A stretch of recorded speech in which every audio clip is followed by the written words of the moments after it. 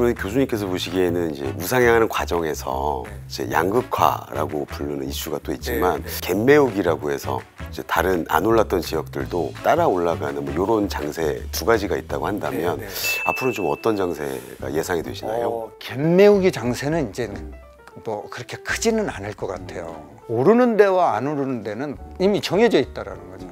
이제 부동산 특성을 보면은 부동성이라는 특성이 있잖아요. 입지가 어디 있느냐에 따라서 그 입지 주변에 어떤 인프라가 갖춰져 있느냐에 따라서 집값은 결정되기 때문에 양극화 현상은 더 나겠죠. 부자가 되면은 돈을 벌면은 남 과장님이 가장 가고 싶은 지역은 어디세요? 제가 가고 싶은 지역은 압구정도. 그렇죠. 네네. 남 과장님만 이런 생각할까요? 아니겠죠. 다른 분들도 그렇겠죠. 그렇죠. 모든 그러면 분들 거기만 다, 오르는 거예요. 소득이 증가한다는 것은 부자들이 많이 생긴다는 거잖아요. 그 부자들이 생기면은 가고 싶은 데가 압구정 반포라는 거죠. 근데 압구정은 구축이고 반포는 신축이잖아요. 어디로 갈까요? 반포로 몰리겠죠. 반포로 몰리겠죠. 근데 거기에 공급은? 빠른 시간 안에 공급을 할 수는 없죠. 아니 빠른 시간에도 늦은 시간이라도 할 수 있을까요? 이제 정해져 있잖아요. 멸시를 할 수가 없으니. 없죠. 예. 그러면 여기에 가격은 지금 평당 제일 비싼 데가 원벨리인데 3.3 제곱미터당 지금 1억 2천, 1억 3천이에요. 이게 더 올라갈까요? 예, 평당 2억도 보는데 이건 편집해 주세요. 왜 편집을 해요? 저는 뭐 2억 이상 가지 않겠어요? 왜? 그쪽으로 모이니까. 선호 지역의 신축 아파트 어쨌든 너무 비싸요. 네. 근데 이제 저 같은 서민들은 사실 그거는 그냥 그림의 떡이잖아요. 그래도 청약을 계속 어떻게 도전을 해보는 게 맞을지. 청약만 기다리고 있다면 죽을 수도 있어요. 안 되고. 자기 자금에 맞게 내 집 마련을 하면서 청약도 같이 동시에 하시는 게 좋아요. 1주택자도 분양가 상한제 지역에 청약을 할 수 있잖아요. 세대주에 대해서는. 또 분양가 상한제 투기과열 지역이 아닌 곳에서는 부부가 둘이 동시에 할 수도 있잖아요. 내 집 마련 해놓고 하시라는 거죠. 계속 하세요.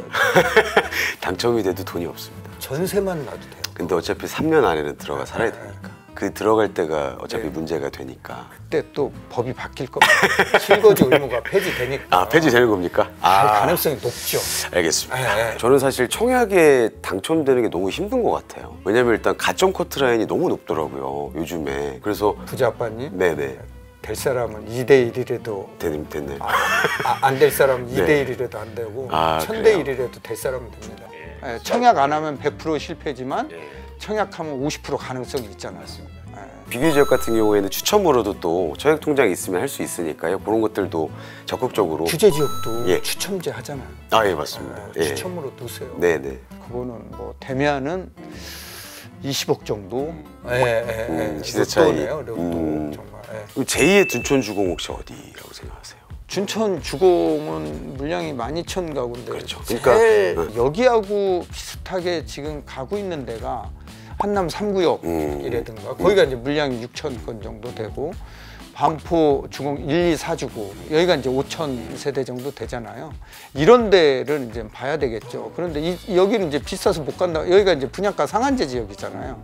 그래서 주변 시세보다는 30~40% 싸게 분양을 하는 거니까 청약 통장을 가지고 계신 분들은 여기에 이제 청약을 집중해서 해야 되고 간혹 다른 데 청약하는 가점 점수를 보니까 80점이 넘는 사람들이 막 강북에 청약하는 경우가 있어요. 그럼 잘못하는 거죠. 그걸 갖다가 강남 3구에 강남에 써야죠. 가점이 저는 이제 한 70점 이상 되는 분들은 이런 지역에 대규모 단지에 대규모 분양 물량이 나오는데 이제 쓰면은 좋을 것 같아요. 근데 저는 걱정인 게 강남 같은 경우에는 이제 좀 특징적인 게 대형평일수록 오히려 더 선호도가 높기도 하고 그리고 평당가도 높은 경우도 되게 많거든요. 근데 청약 경쟁률 같은 경우에도 이게 50점, 그러니까 아까 말씀하셨던 그 60점대 커트라인 같은 걸로는 사실 60점 가지고 명함 내밀기가 좀 쑥스럽죠. 그렇죠. 그래서 저 같으면은 청약에 너무 올인한다기보다 입지가 좀 더 나은 준신축 이런 것들을 그냥 매수하시는 것도 나쁘지 않은. 그게 정답이에요. 내 집 마련을 하면서 청약도 내 집 마련이 있어도 집 있어도 1주택 가지고 있어도 청약할 수 있잖아요.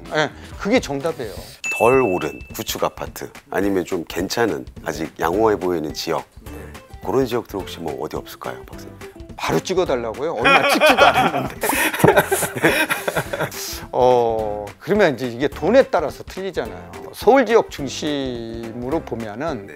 서울에 25개 구가 있잖아요. 네. 이 향후 10년 안에 인프라가 가장 많이 증설이 되고 구축이 될 지역이 어디냐를 살펴보는 게 굉장히 중요할 것 같아요. 인프라, 공공인프라, 공공재라고 하면은 교통이잖아요. 네. 교통.